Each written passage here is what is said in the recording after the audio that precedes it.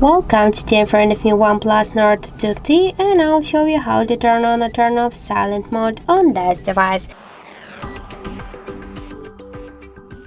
So just to do that, we should first I open the settings up. I'll just show you, just tap to the sound and vibration, and here we have the ringtone and notifications volume panels. When the silent mode is activated, our ringtones and notifications, they will be muted. To activate the silent mode, we should here on the right side of our device use this just alert slider. So we just should switch it here to the silent mode. So we can see the alert slider is currently in silent mode.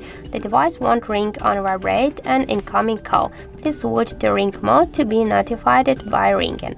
To switch it to the ring mode, so just to turn off the silent mode, we should again just switch the slider here just to the down section. Now we can see that the ringtones and notifications they will ring again. So that's it. Thank you for watching, and if you find this video helpful, don't forget to leave a like, comment and to subscribe our channel.